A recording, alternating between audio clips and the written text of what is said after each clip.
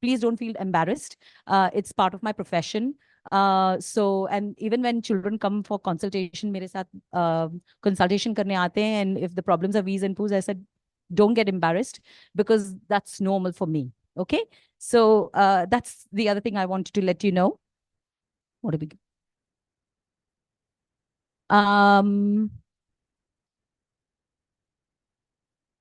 But most important of them all is actually, because I'm a pediatrician, I follow what parents feel is going on with their child. I do listen to them, of course, and parents' concerns and their gut feeling is what I heavily rely on. So if you have a feeling whilst during this conversation, if you have a feeling that something is not right and you want to discuss, please, I'm more than happy to have a chat with you separately. And I like to keep confidentiality at the utmost importance, so I don't discuss matters outside. So just to give you that confidence as well. And generally what I say is, I know about Dr. Google a lot, but if you really want to find proper information about a condition, just follow the NHS websites. They're really good. And if you want any signposting, I can help you with that as well. So my talk is about child well-being and spiritual transformation. Not a lot on the spiritual side. I think we've got Shamnijis to do that, and the religious aspect, but we can get connected for our well-being, and that's why I have some slides for that. My slides are not moving now. So I don't know that.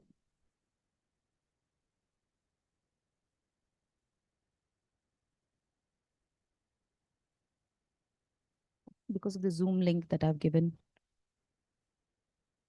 And I'm sharing it. Maybe that. Because it was moving earlier on. Yeah, what did you do? Okay, it's going now. So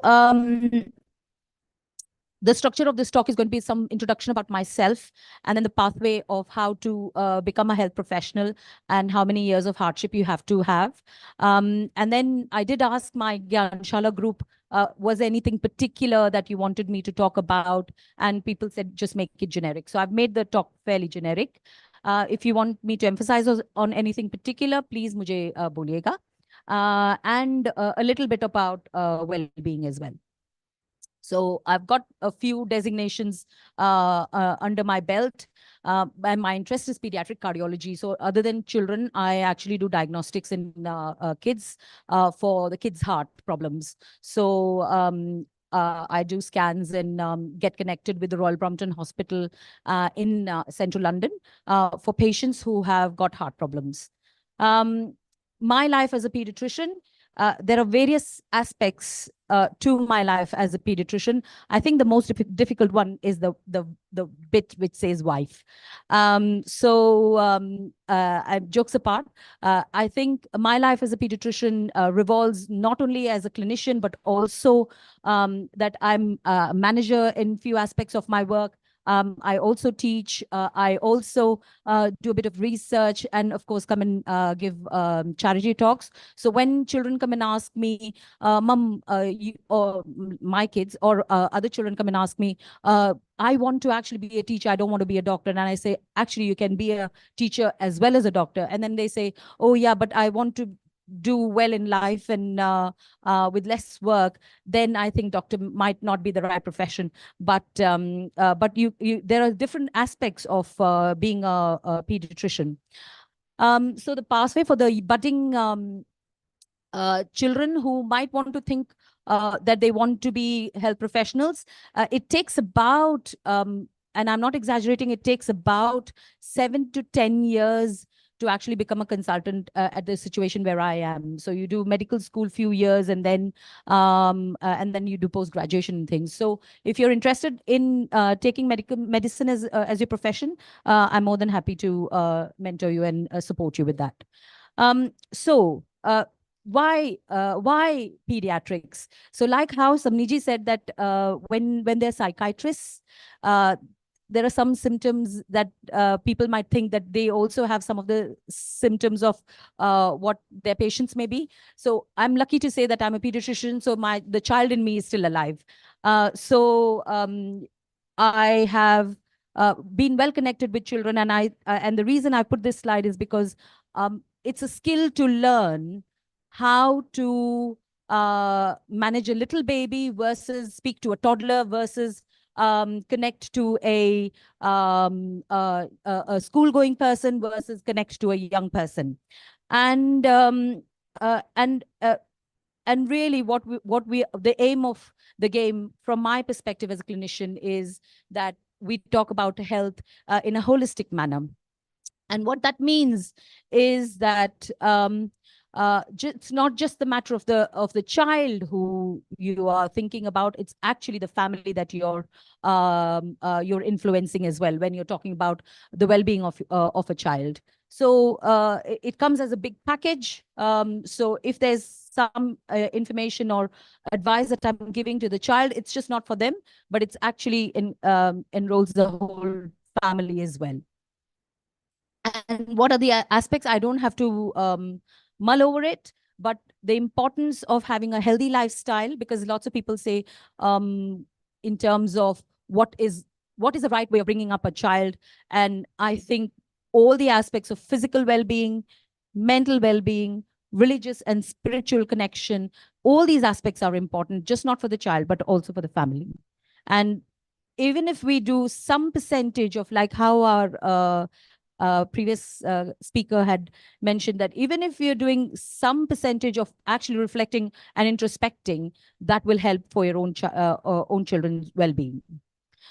Um, and I am also touching on the topic of technology, and the qualms that I have with devices around us. But I also think that we are going to be living in this generation of technology, devices, and most importantly, what I tell children is that they have to use it in moderation for their benefit, and be conscious, like how Dr. Kumar has said, be conscious about the use of it, whether how much of it is beneficial and how much is, well, you could let go of, and prioritizing them. So it's important that we use technology appropriately. The next question that people may come and ask me is healthy lifestyle, particularly diet. And I think you all know about the 5 a day, eating lots of fruits and vegetables, having a balanced diet. But also, not only the diet is important, the well-being of the child is dependent on how the environment around them is. And we all try and instill a happy environment amongst children, but we also don't know what's happening outside, what influence they are getting outside. And the importance of being aware of it as parents is crucial. What that means is that the peers, of course, are a big influence in children's life. So how the mental well-being of the child is depends also on the peer group that they are in. Again, growth and development, which related to balanced diet, is important. And how much of fruits, how much of vegetables.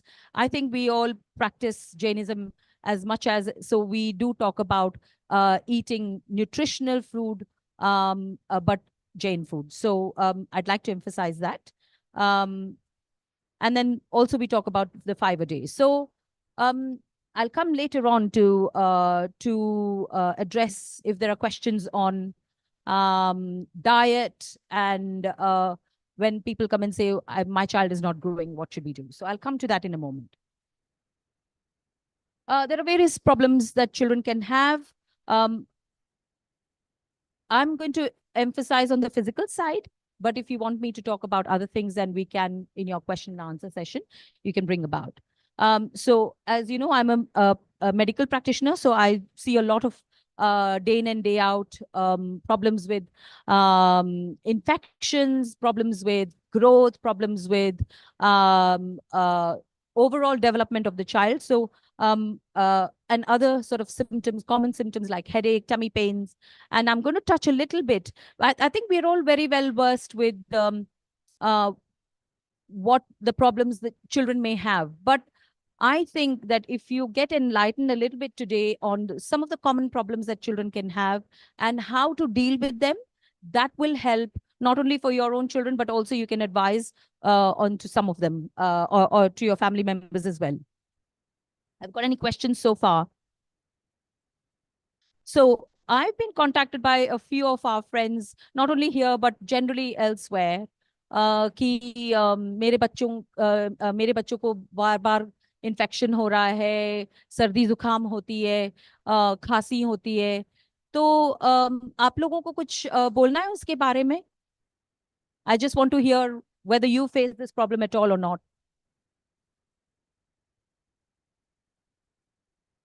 Has happened.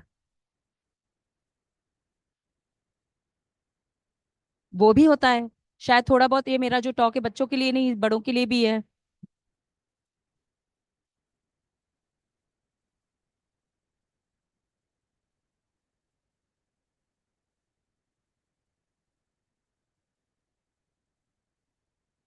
Okay, yeah. So we'll talk about that, how to cope with the period pains. That's the question you have. Okay, I'll come to that. Yeah.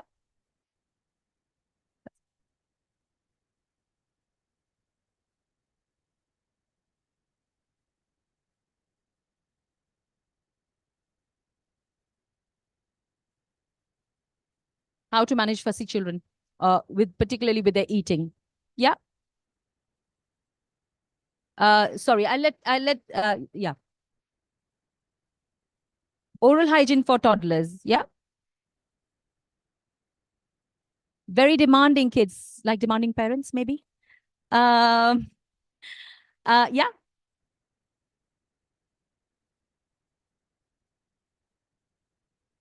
Gaming. Okay, and how do we cope with that? Okay. So what I'm going to do is I'm going to just talk about the generic topics, what I've got. And then if I've not answered your questions in the end, then please raise your hand and ask again, and then we'll come back to them. So unwell with children with lots of cough and cold. I generally say that it's actually good to be unwell with lots of cough and cold, not the serious ones though. So what I mean by that is you're developing your own immunity. Of course, we saw during COVID period that when we were all in a bubble, and then as soon as we came out of COVID, people were getting unwell left, right, and center because there's something known as a hygiene hypothesis that we have. If people are not exposed to a certain limit, if they're not exposed to infection, then the immunity doesn't develop. So actually, many a times I tell families that we understand that it is painful, that children are having lots of coughs and cold or diarrhea, vomiting, or ear infection, throat infection within few weeks' time. But the important aspect is as far as they're getting better and then they're having another infection. As I say, it is painful because one person in the house gets an infection and the rest of them will get, and it is a cycle. But you're actually developing immunity for that particular bug or a virus, and so the more hygienic you're going to be, the difficult the response is for the child. So it's okay to muck around and play in the garden, and of course wash hands and be clean, but not put them in a bubble. Okay. Because I've had lots of parents coming and telling me, अब इसको हो गया है तो भाई उसको अलग से रखना पड़ेगा हमको ताकि हम सबको नहीं होगा. It's okay. It's a common infection. अगर आपको अपने घर से ही इन्फेक्शन नहीं मिलेगा तो किसी और से मिल जाएगा. तो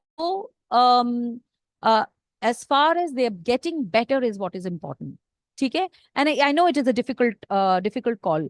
And that's why I put this slide here.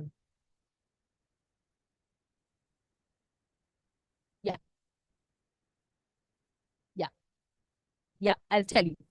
I I'll come to that. So what I'm going to say is, as far as there is an infection which is self-limiting, it gets better with symptoms that your child is not very unwell, so that they're not able to do things. It takes about 24, 48 hours for them to be unwell with cough and cold, which is a common flu. But then after that, we expect that the symptoms are improving. Or if there's a cough, the cough can last for some time. And the cough also, I'll come in a moment. If it's lasting for actually quite a few weeks, then that is a problem. Okay. But it can last for, we say maximum of 6 weeks, a cough can last if it's a viral infection. I've listed actually a whole load of viruses here. I'm not expecting you to remember. But if you see, as compared to the virus versus the bacteria, actually there are more viruses versus bacteria that can cause infection. Okay? And what we then have to remember is we have to let it pass. And if people who know me well know that I don't prescribe antibiotics left, right, and center. I know when you go to the GP, they say, oh, just a virus, just watch. But actually, that is true. And the reason is because we are really, particularly in this country, trying very hard to avoid what is called as antibiotic resistance. So we are antibiotic champions. I'm an antibiotic champion in terms of not causing a resistance. So if particularly if people who know me, they will ask me, what do you think? Should we give antibiotics or not? And for me, the markers are, if your child is unwell, we know most of the people, when you and I are unwell, we do get unwell. We're not doing normal things. But as far as the temperature is not very, very high, generally for me, high is 38.5 and more, and persistently very high. Then people come and tell me, oh, but I've given paracetamol, but it gets better for momentarily and it comes back again. But that is true. It should not last for more than 24, 48 hours. If it is more than 24, 48 hours with those symptoms, then of course you need to seek further medical advice, despite giving paracetamol brufen, which means that possibly there might be a bacterial infection. But remember, temperatures can happen with viral infections as well. So let it pass. See how things are. And again, I say parents' feeling and their gut feeling, I really strongly, I strongly sort of believe in, because they will know that actually 24, 48 hours, things are not getting better. I'm not happy with with the eating. Baby's not passing urine. Then I know that actually that we need to intervene. But till then, I keep my hands off.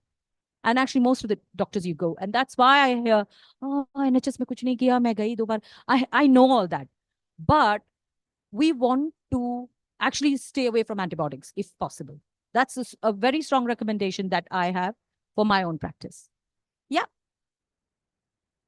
So as I say, very high temperature where a child is not getting better, not eating or drinking, at least half, we say 2/3, but at least half of the food or fluids, not passing urine. These are the things that tells me if the hands and feet are very cold and the body is warm, that tells me that the child is not well.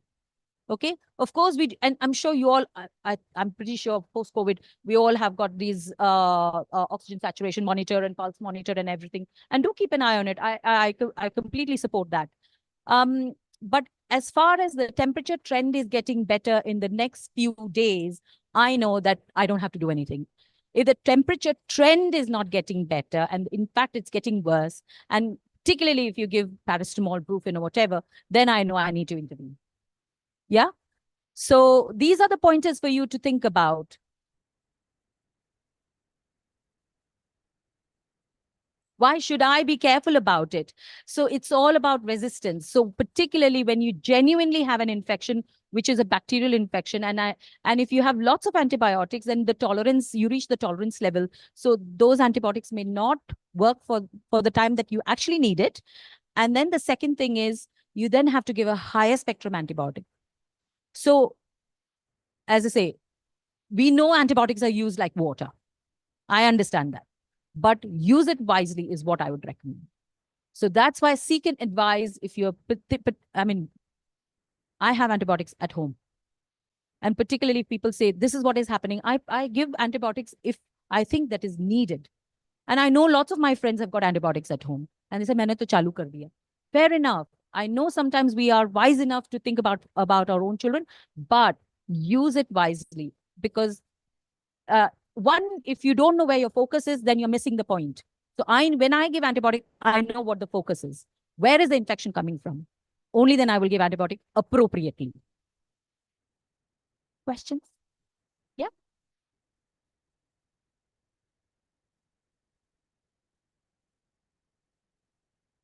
So how do you differentiate? So I've just for this for people online, how do you differentiate between viral and a bacterial infection? Very, very high temperatures. The child is not with it, despite giving paracetamol, brufen. child is not interacting like normally what you'd expect. Even for few hours after paracetamol brufen, the child should come to a little bit of normality. If they're not doing that, that's a concern. There are things we have what we call as a traffic light system. If you want, you can go and check Dr. Google. There's something known as, in fact, it is part of, we have a big organization body called the NICE organization, which actually gives a traffic light system of observations that you can look at in terms of green, amber, and red. That will also help you in deciding where you are with your little one. You're trying to give some treatment. You're making sure the fluids are going on board, but still things are not helping. Then the traffic light system is getting worse. Okay. Now, in pediatrics, it's very difficult. I know there are hands raised. In pediatrics, it's very difficult to tell what is normality. For a newborn baby, the heart rate of 180 is normal. 170 is normal. 160 is normal. But if this is a similar heart rate for a 7-year-old, that's not normal. So the observations changes based on the age and the weight of the child. So that's why we thankfully I've done medicine and got the knowledge of knowing when and where the child is unwell. So if you are in doubt, do seek advice, is what I'll say. I think in my own professional life, I've seen enough of most of the times parents are actually seeking advice, which is great, but I've seen enough of missed opportunities. And so if you're worried, just get your child checked. That's what I would say. Yeah. Yeah.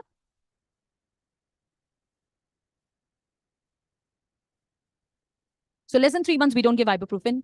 Okay, so it's not given for less than 3 months at all. In fact, any children less than 3 months, we don't even advise even paracetamol, because I'd rather want to know where that infection is coming from for a baby less than 3 months. We take it very seriously, that one. More than 3 months, most of the times, cough, cold, as far as we find a focus, I have no problems. But less than 3 months, use paracetamol, brufen also very carefully. In fact, if there's a temperature, you need to know where it's coming from. That's the first thing I'll think about. Yeah.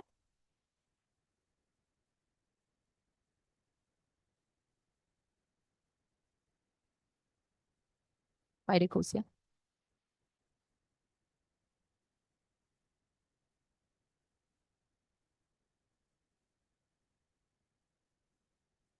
So there is something again known as, this is another form of resistance where you're giving antibiotic for a very short course. Actually, there's a lot of evidence to say, and you'll be surprised with this, there is nowhere in the literature that 5 days is a must. Actually, for some infection like urine infection, we only give for 3 days. Okay.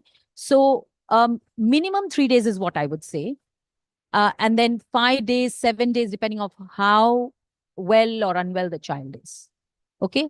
But if you're thinking that you strongly, as I say, I know you will probably decide, oh, I think there's an obvious focus, I want to give the treatment myself.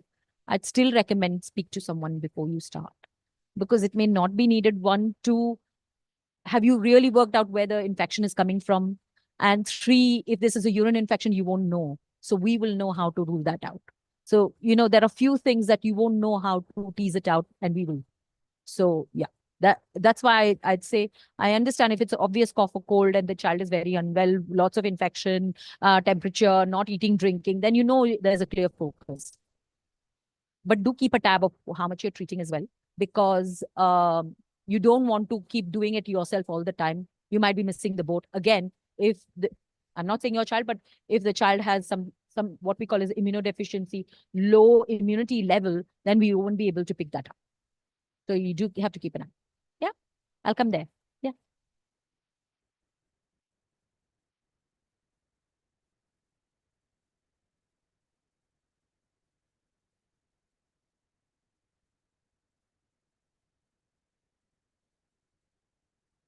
I'll still finish the course. No, I'll still finish the course. Sorry, I can't hear you. So again, that's that you partly treat it. So what the doctor, GP, me, anyone has given this antibiotic for a course. Symptoms start improving you know that the antibiotics is kicked in, but the infection wouldn't have completely resolved by itself.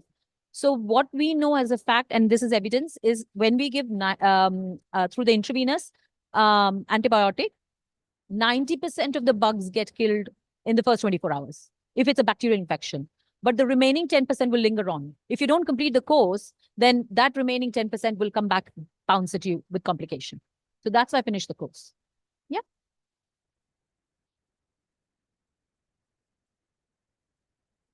Yeah, all the time.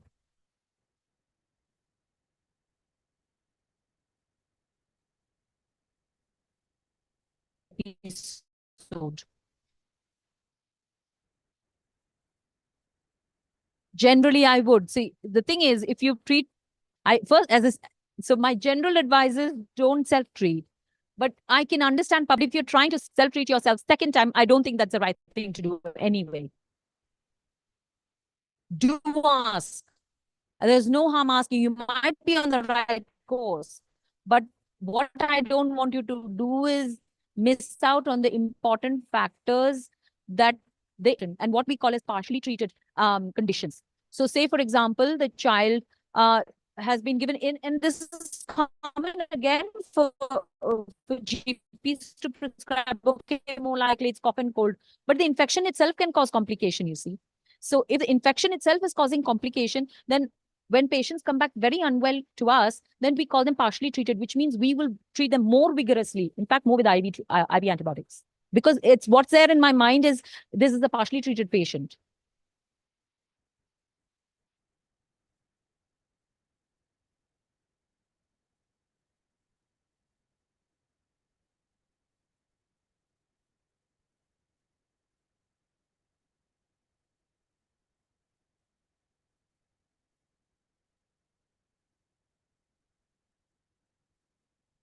So I will be, can I just let you know that there is something recent that has come up? It's called the Martha's Rule. I presume you've seen in BBC about Martha's Rule. So basically, or a cause of concern for any patient or a parent in this country, there is a new rule that is coming up. I think it's kicking in April, if I'm not wrong. And actually, very sadly, Martha was actually Aditi Ayushi's schoolmate. So the family was concerned that she was not getting better, and they couldn't necessarily voice their concern. And unfortunately, she passed away. There is a big sort of concern. So, but that's why they're bringing this rule. So, as a parent, if you're worried, then you can by all means ask for a second opinion. Okay. So it's anytime you can just say, and actually, I'll be very surprised that anyone will say, no, we are not going to refer you. I'll be very surprised.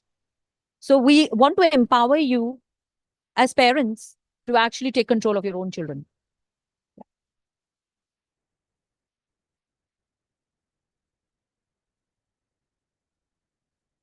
We give all the time. I give antibiotics to neonates, little babies, all the time, but it's all in an observed condition.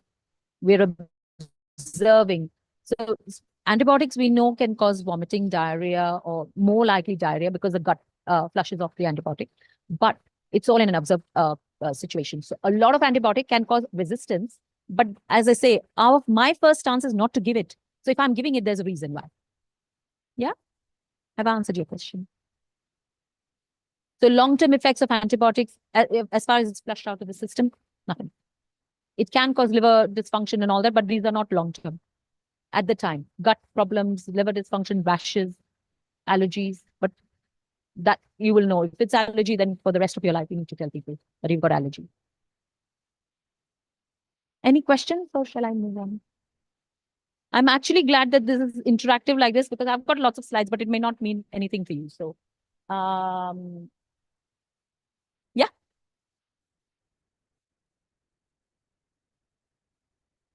So I'm going to repeat that because for people online, they may not be hearing. So in India, sorry, repeat that again. Okay, yeah, like a master health checkup. Yeah, yeah, yeah.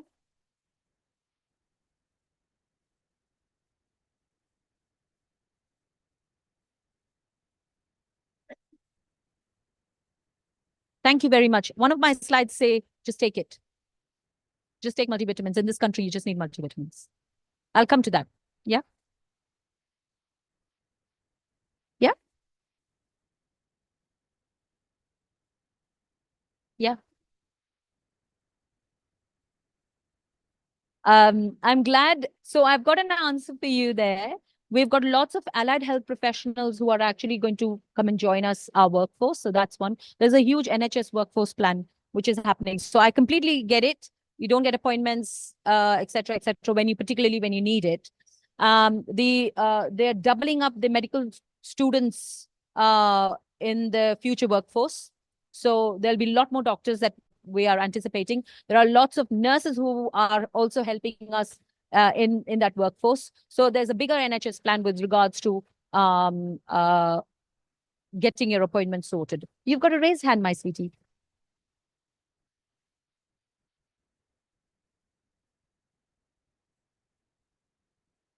How does a mental health affect your physical health? I've got some slides later on and I'll come to you, yeah? If I've not answered it, then come back to me, yeah? Okay. So yeah, and what I've done is for every system, I put some red flag signs. So if you look, I'll come to you just a second. So if you look, I've already mentioned this to you, so I'm not going to repeat that, if that's okay. But the other thing is, because I did say that the cough, I know you're probably worried that how many days should we leave the cough for? If the cough is lasting for more than 6 weeks, that is something to think about. 2, if your child is wheezy, and I actually show this to parents. If your child is doing that, that's wheeziness.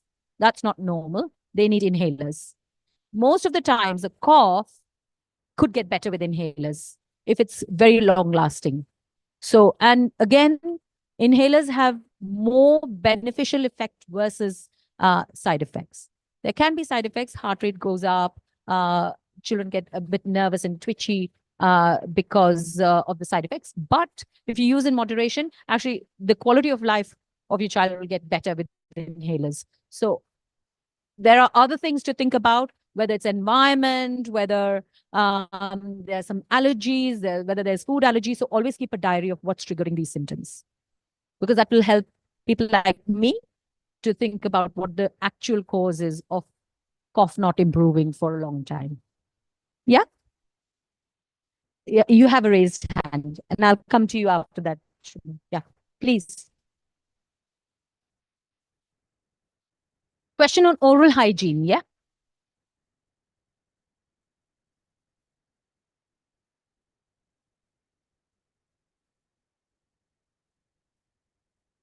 Yeah.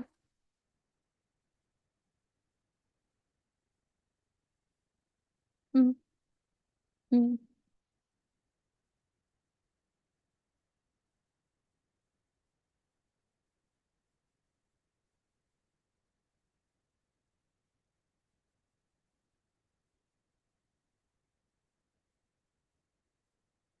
So maybe there are certain specifics and we might need to talk outside from here. But I mean, पांच उंगलियां similar नहीं होती. Generally, the advice, and again, probably in one of my slides, I would have said doctor shopping, I really don't like. Generally, if you're not happy, you can ask for opinions, but don't go to 10 people. You'll be actually in a khichdi yourself. You won't know who to follow and what to follow. So if with regards to oral, I think that because lady next to you will say, they were also asking oral hygiene. So oral hygiene, the good thing about oral hygiene in this country is you have got dental and dentist support, particularly for children, which is part of the screening process. So that's really good. And they instill the right oral hygiene habits for children. But if there's something about adults that I need to speak to you, I'll speak to you outside. Is that okay? I think there was a question, hand raised somewhere here. Yes, yes. Yeah. Use them. Why not? Why not?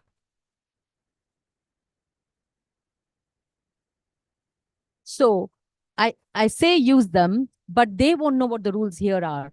But if you think that they're most accessible, at least to advise you, then why not? I mean, I know lots of friends contact me, so, and I have lots of sleepless nights. So anyway, I'm joking. Yeah. Okay. So child not eating well, fussy eating. Yeah. So I think what I'm going to say, I'm not going to mention names, but I have one in my house. So I look at the growth chart for children. So I'm sure you all should be having that something known as a red book uh, for your little one or now older, but actually it goes up to even 16 and 18 years, that growth chart. It's fine if you don't have it. If you search online WHO growth chart for UK, so that's the growth chart you need to look at. And when people tell me that my child is not eating and is very fussy, the first thing I want to know is what's happening to the growth. Actually, if the growth is following what we call as a centile, following a line with two centiles up or down, I don't worry about it. Because children can get unwell, they may dip a little bit and then they come up again. So from my perspective, if the growth is within two centiles of a trajectory that they are taking, then I don't action any. I just say, happy, try. And then I've got some rules here for what people should do when their children are fussy eaters. There are NHS websites for fussy eating, but most of the times this is what they say. So yeah, not eating well, it could be illness. That might be the reason why they're not eating well, and we need to understand that. But the other thing is whether this is more habitual and what's going on in the house, whether there's a screen time going simultaneously, whether you're sitting in a family and eating or not.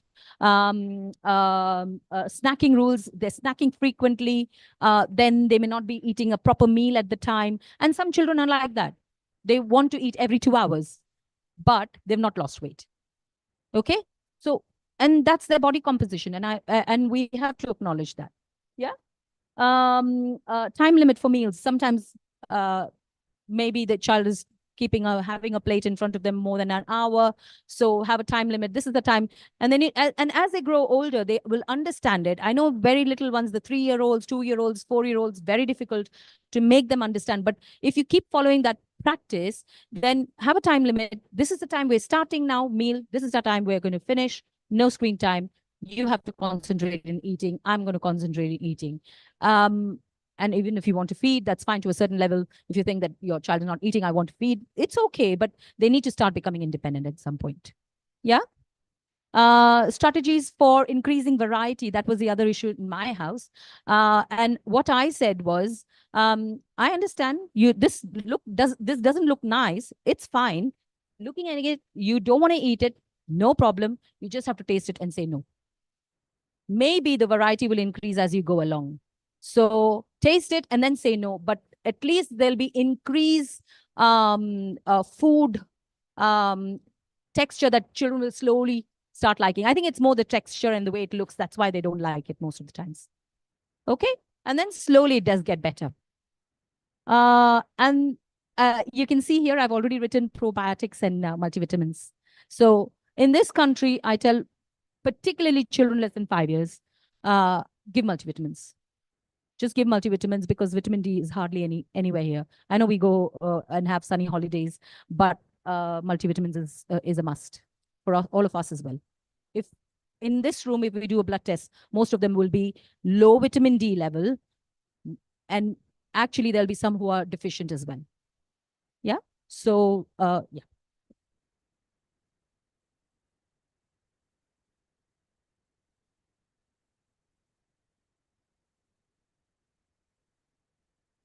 Just multivitamin supplements, chewy gums, whichever you want to give. Abidec. There's a multivitamin called Abidec. Sorry, I shouldn't be giving generic names. Not that I've got shares in it, but yeah.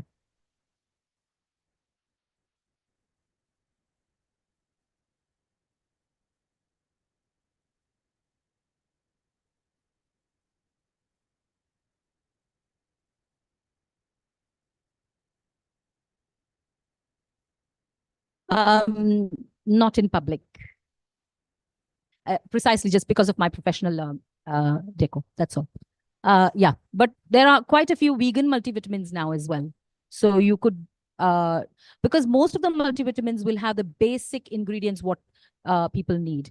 And I know I'm not a dietitian, but there are actually vitamin B12 replacement as well for vegetarians that you can have. So, yeah, कौन Sneha? 400 international unit is a normal supplement every day, which is part of the multivitamin. But if you're low in it, then there are the concentrated version. And if you're deficient, then there are higher versions. So that you'll need to be prescribed. But again, I shouldn't be naming companies and things. So yeah, but there are a wide range of vitamin supplementation. Absolutely. Pleasure to meet you. It is, isn't it? It is, isn't it?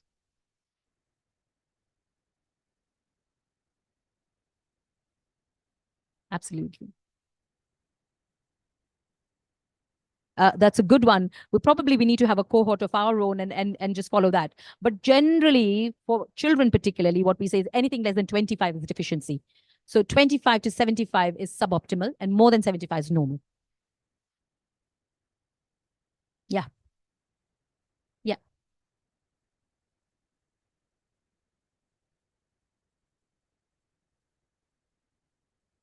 Yeah. Yeah.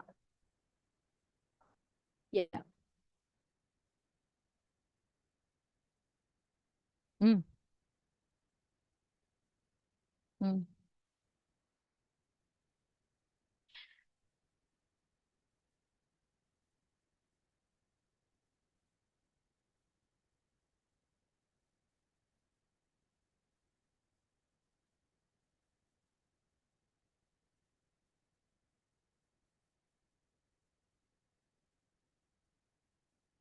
So we know that vitamin D source is mainly from sun.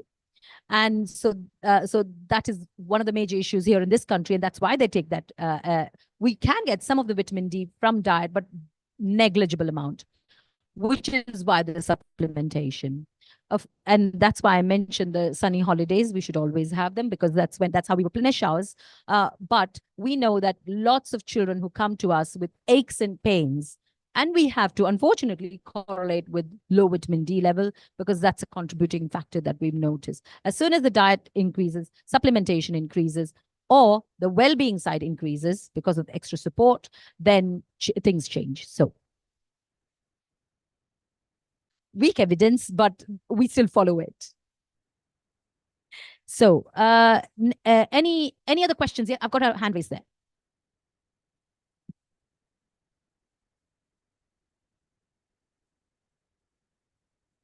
So B12, I don't get terribly worried about the high ones because actually B12 is a water soluble vitamin, and actually it gets flushed when children pass urine. So the kidney filters it.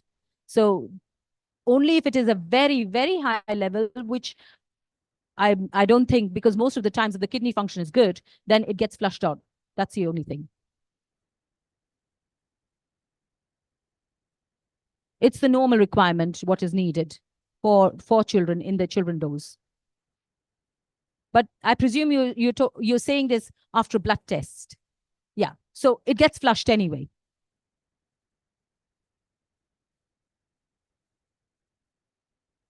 You don't have to stop because there are other vitamins that the child needs. So because the unnecessary ones get flushed.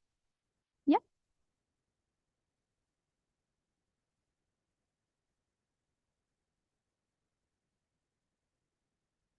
Okay. Signs in children with vitamin D deficiency. We can still have a debate about it. But actually, children come up with really good signs. There are some medical terms. The forehead, what we call we call it as frontal bossing. So the front part of the forehead is more prominent to the rest of the face. So that's one. Little babies, the fontanelles that we talk about, they're much more wider and opened than normal. So that's that. And then they have got malformed shaped legs. We call it as bow legs. So the legs are on the, oh, sorry, I'm wearing a dress, but it's on the outward side. So, and then there is swelling of the wrists that you can notice. So these are some of the signs of deficiency that we talk about. And then the x-rays are very diagnostic as well. So those are, but aches and pains is a generic common problems that people will have. And actually, if we see that lots of people have anecdotally come back and said, once we've had vitamin D, things are better. Question. I'm going to a child there, and then I'll come here.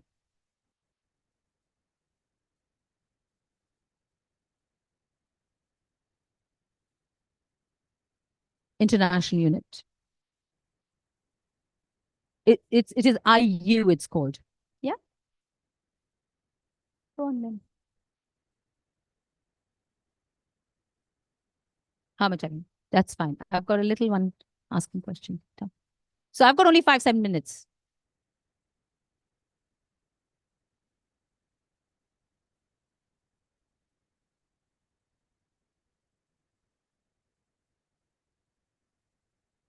What if you don't go to the dentist? Is that what your question is? It's just for the benefit of the online people. What if you don't go to the dentist? So, well, the most important thing is having a good oral hygiene, and the dentist will help you. Like how you go to the Specsavers to sort your glasses out, yeah? Just like that, you need to still go to the dentist to get your teeth checked. That might be something for your parents then, yeah? Okay, so I've got 5-7 minutes. I'm happy to go along, answer your questions actually, but this is so tummy problems are very common in children. It's not unusual at all. Most of the times, there's nothing major going on. Most of the times when children say, oh, tummy in the pain in the center part of the tummy and comes and goes, just like colicky sort of a pain, most of the times is, I'd say, nothing major going on. But there are things that we think about that children still can get reflux. Commonly, they get constipated, and there can be worms, or food might be a trigger. The red flags, because I'm not going to miss on those, because I know you'll be asking me. If there's weight loss, that's a concern. So for me, weight loss is more than 2 centile drop from the growth chart, which is why maintaining a growth chart is important, particularly for young children, less than 5 years. Blood and vomit or stool, bile coming out of the vomit, green color. If you have a green color, please take a photo of it. People are not necessarily interested in the yellow color. It's not bile, it's a gastric juice. But if you see anyone having green color vomit, take a photo and then seek medical attention. That's not normal. My surgeon will tell you this. And if there's mucus in the stool as well, that's not normal either. Okay, so these are the red flag signs that you're looking from tummy perspective. Yeah. Yeah, question.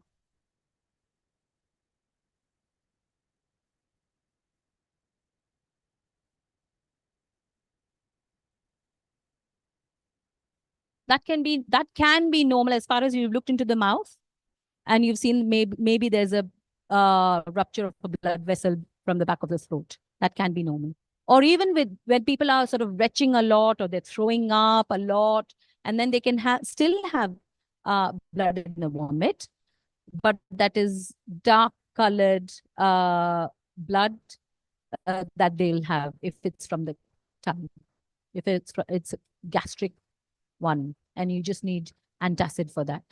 But if there's, from my perspective, there's blood in the vomit, get it checked. Yeah.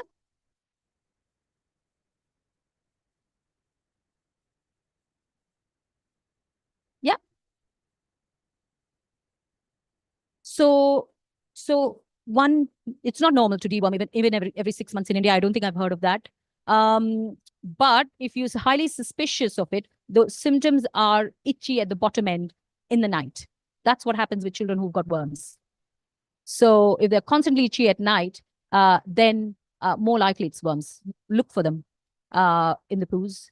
And actually tell children to look at their poos. Because when I speak to children, what sort of poos you pass? And they don't know. So ask them to have a look at their poos as well when they're going to the toilet.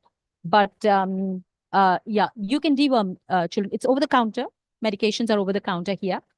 And generally, I say the whole family deworms, just not the child. and then make sure you're washing the uh, sheets, towel, clothes very regularly, and for 2 weeks. And 2 weeks later, another dose, because the eggs would have hatched by then, if you really want to properly deworm. Question? Any question you want? For little children, this is the language we talk, because they cannot say that we've got pain. And so that's why we have something known as a pain score. So you can actually use pain score at home. What's your pain score? 10 being the worst ever pain possible, 0 being no pain. But we know commonly children will say a 7 or an 8, but they won't look like a 7 or an 8. So it's our judgment, of course, but we always use pain score. Okay? Do you want to go into skin problems, or I can come back another time? Any other questions?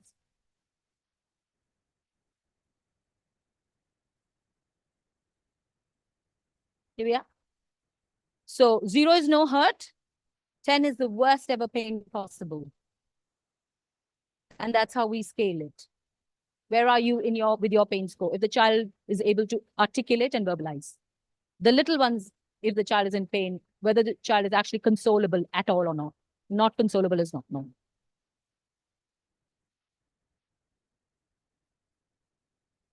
Stunned silence. I get worried about stunned silence. Go on, please come. Do you want to take the mic, actually? Because there are online. Being a surgeon, unfortunately, like I said. So pain is a very relative thing. A child will say it's worst of pain, but you watch the pattern and you actually ask him whether it's getting worse. What we are more interested in is if it's getting worse, there's something wrong. If the pain is there and he's just still playing, still saying it hurts like hell, but he's still playing, I would ignore it. Because like I said, pain perception is actually a very subjective thing. It's not objective. We use the visual analog score to help us because we can quantify it that way. Any other questions? So what I've touched is really respiratory system and the tummy system. There are other systems I've got. If you want, I'll come later. And thank you very much. Thank you. And yeah, so she's our in-house. Yeah, oh, madam, please. So we'll have to call you. She's ever ready for coming to JVB. Now, I mean, thank you, Dr. Abhay Chopra, for coming over. If you all know Abhay Chopra, he's an eminent surgeon, but he's also attached with JVB for a long time. And especially his work during the COVID-19 pandemic was nothing short of commendable. And for that, I would like Mr. Rajesh Jain again to come and say a few words about him.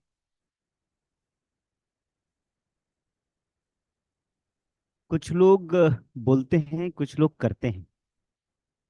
Doctor अभय चोपड़ा वो हैं जो करते हैं. In fact, JVB London won the Lord Lieutenant of London's award for the community work during COVID times, thanks to Dr. Rupali, and one of the main contributor was Dr. Abhay Chopra. And the story doesn't stop there. Day before yesterday, I think it was one of my friend at odd hour, he called me. He said, my wife had a surgery and still she is having an acute pain. क्या करें? NHS में तो कोई phone भी नहीं उठाता है, doctor को, सर्जन को तो मिलना अलग है. So, I mean, you always worried about whether you will get a response or not. So I dropped the WhatsApp message to Dr. Chopra. Within 15 minutes he responded, yeah, कोई बात नहीं, हाँ 8:30 बजे बोलो, फोन कर लेंगे, मैं बता दूँ क्या है. So I said, her doctor भी अच्छा बोलता है, बोला होगा साहब भी. After 2 hours, I got a feedback from the patient that actually after speaking with Dr. Chopra, we felt that we should not have bothered at all. He was so polite, he was so open, and he said, ये मेरा number है, कभी भी phone करना. And he wrote at the end, Anshoo ji nahi sun rahi na? He wrote at the end, this service you can get only if you're working with some charities like JVB. So thank you so much, sir. I'm pretty sure we'll continue your services with us. So nice of you getting some time for us. Many would like to have a word with you during the lunch session. We are going to break for lunch now, I guess. So over to you.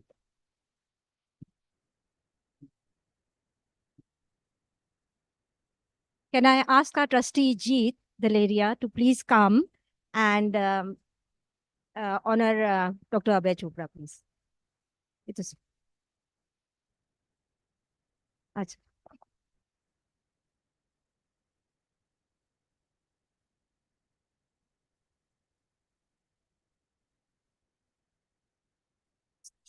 Stage, please.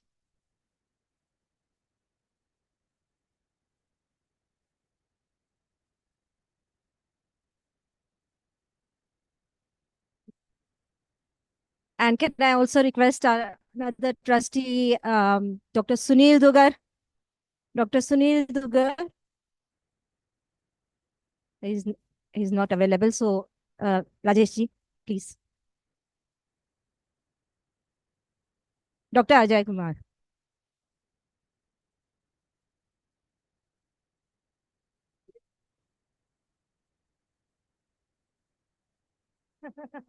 Oh, madam.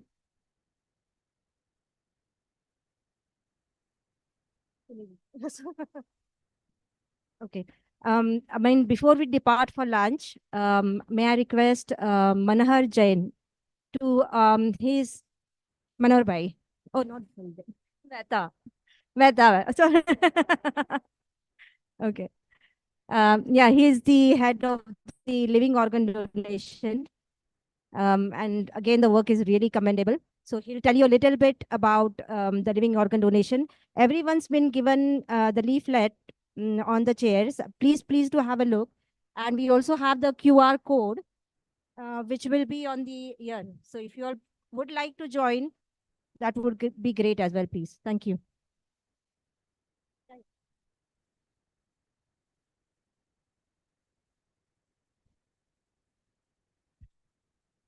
Thank you for listening to me. Is it possible for people to sit down? Can can you show it later, please?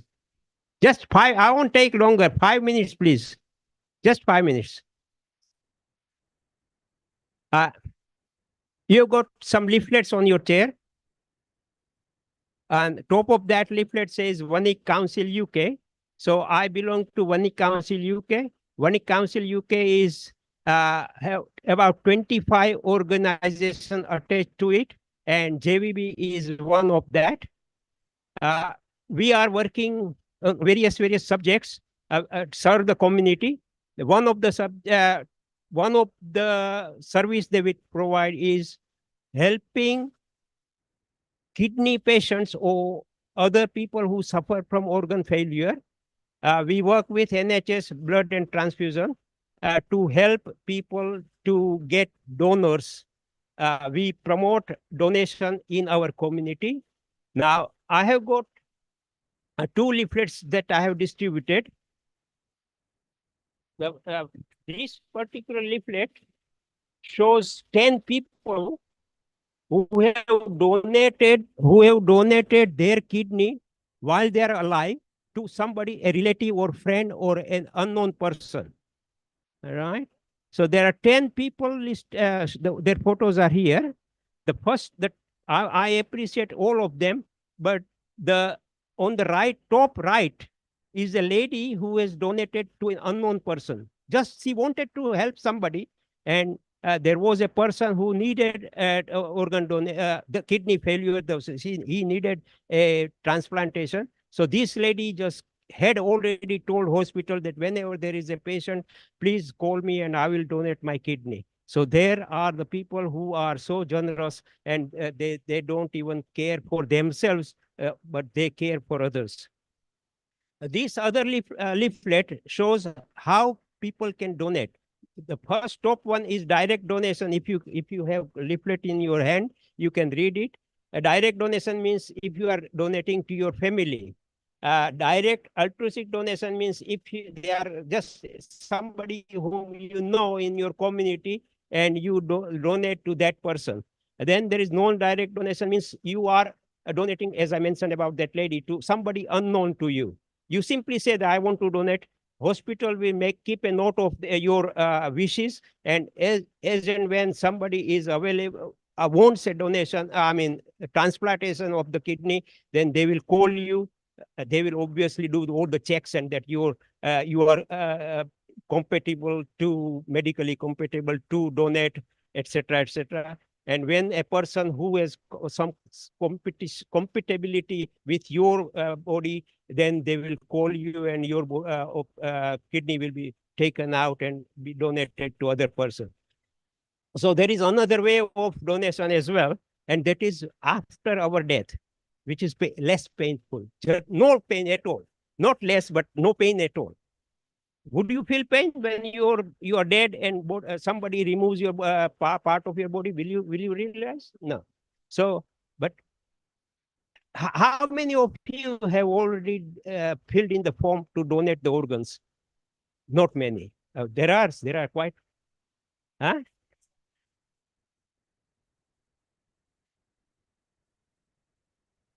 Sorry, doctor.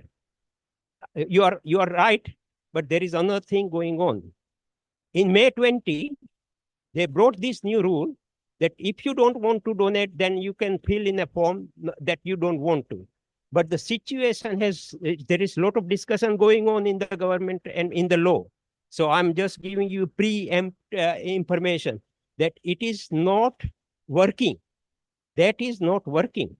So they have modified the law, or they are modifying the law, that if you wish to donate, then please fill in the form, so that when you die, your relationship won't object to that, because it is already on record.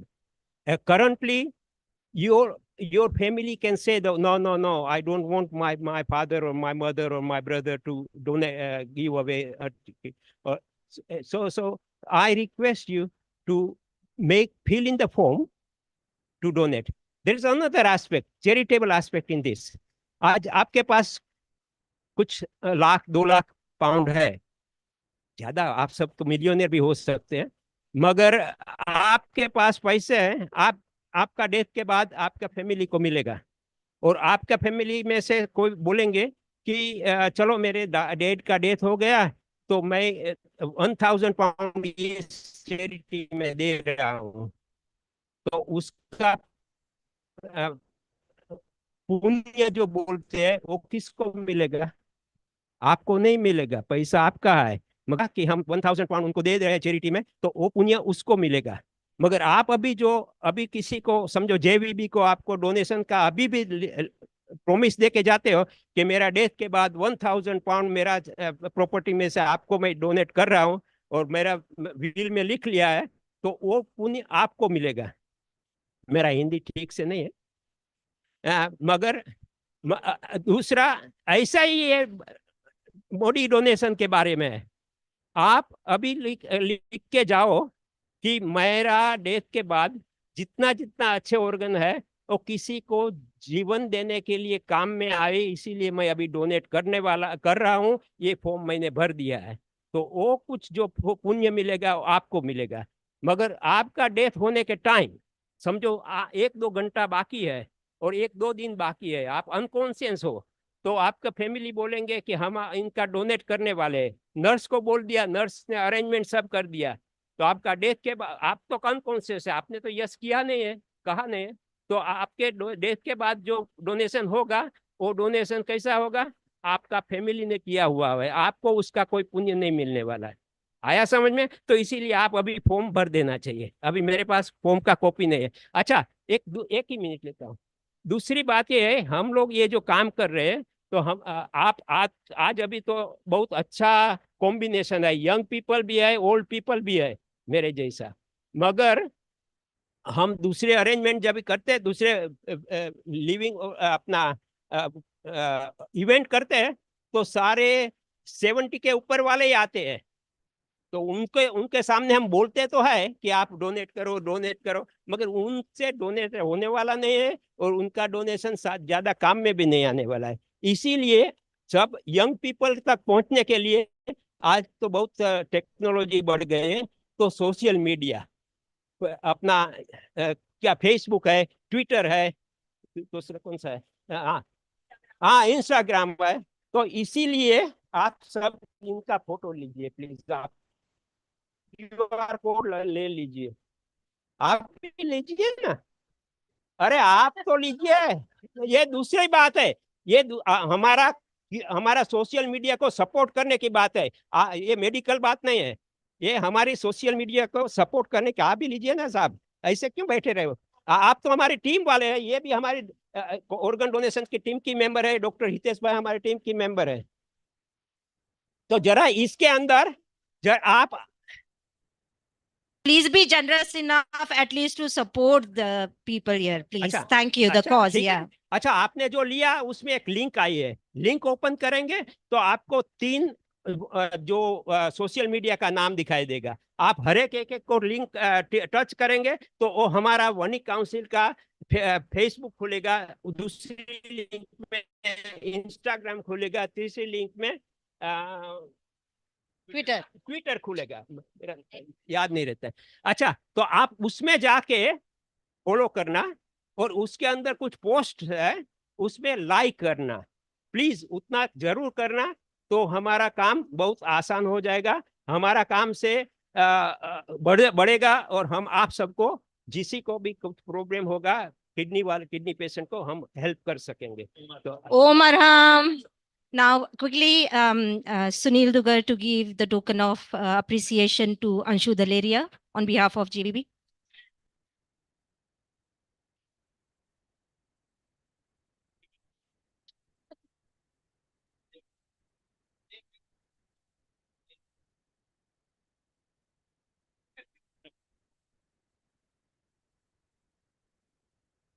Thank you.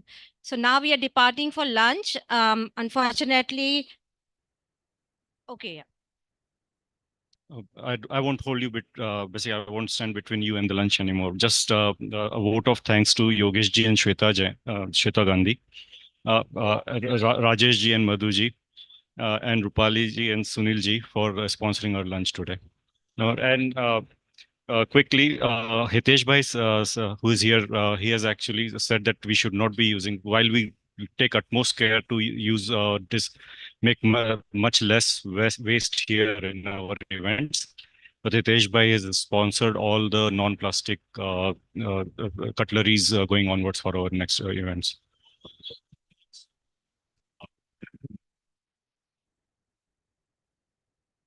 खाली photo session.